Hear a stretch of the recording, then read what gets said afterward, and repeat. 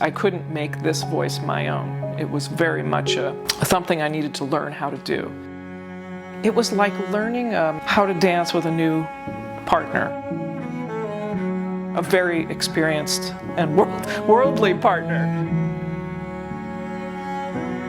A voice that had hundreds of years of great playing. I think what differentiates musicians, cellists in particular, cellists tend to be a little more laid-back people. That's kind of like the sound that comes out of the instrument is a very chill cello sound, right? Really, the cello is how I express myself, and a never-ending exploration of emotion, really, how to express oneself.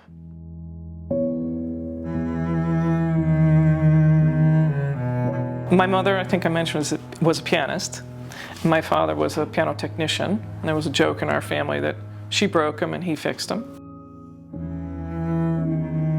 My parents went up at the end of the summer and they sang in the chorus for the Beethoven choral fantasy with Serkin at the piano. And the story goes, I was a little young to remember it, but the story goes they left me in my carrier under the stage while they went to sing.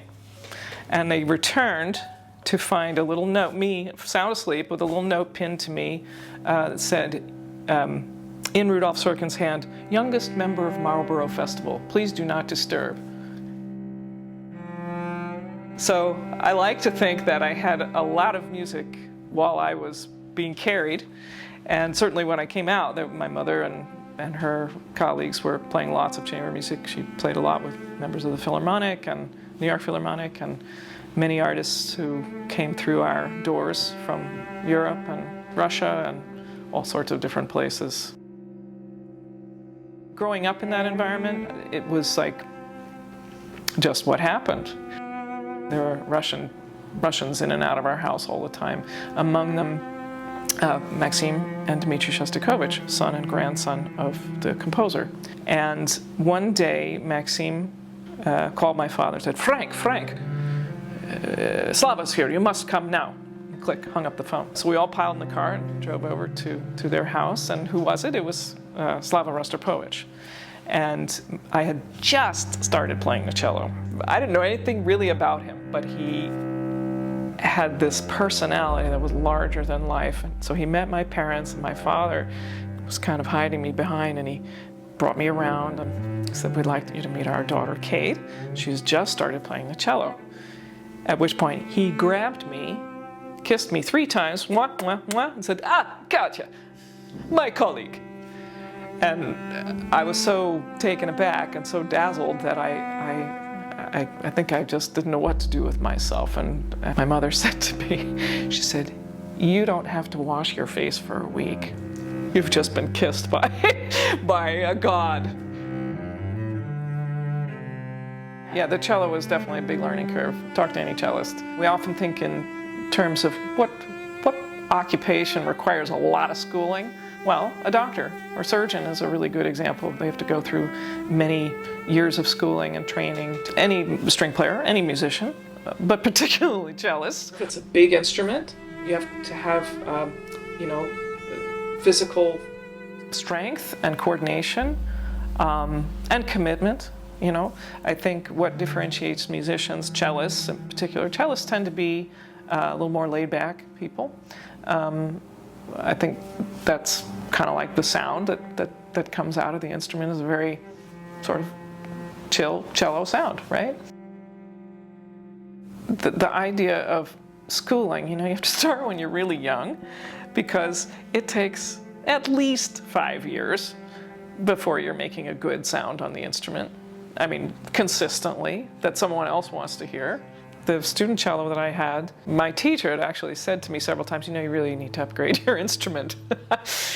And I guess the universe plans in different ways, but the instrument was damaged beyond repair by a baggage handler. And my family insured with Clarion, and I was able to purchase this instrument. As my teacher said, okay, you need a new cello. I called some people that I know, some family friends, and said, hey, what have you got? And this person, Brian Skarstad, who's a long association with him, said, don't hold your breath, there's nothing good, it's all too expensive or old or, not worth it. He said, don't hold your breath. He said, I'll call you if I hear something. I said, okay. So the very next day he called me, he said, you're not going to believe this, I got a cello in today, you got to come and see it.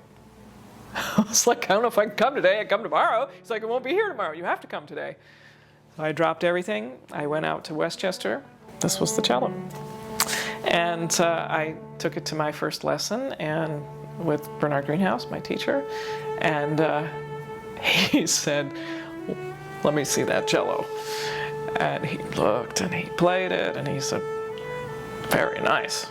And he gave it back to me and he said, what do you think? And I said, well, there's another one that somebody wants to show me. And he's like, you didn't need another one. He said, if you don't buy that cello, I will. So I figured that was a good endorsement. So I managed. He said, now you should go and take it to someone and find out what it is and if it's got any provenance. And I said, okay, but I was told it didn't really. And he said, don't worry, buy it anyway. So that's the instrument I've played all my life, and it's a magical cello. Every time I pull it out, every time I play it, people just love the sound, and it's quite unique. Very singing sound, and so I'm really fortunate to have it. And I had an experience with where it was damaged. I played a concert. This was many years later after I had the instrument, and it got knocked over, not by me, and it broke right under the scroll. The neck broke, and fortunately, the body didn't have any damage. There were no cracks. It was a miracle.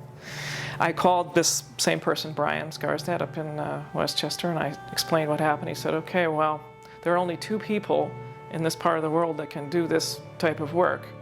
One is Bruno Price here in New York, and the other is me.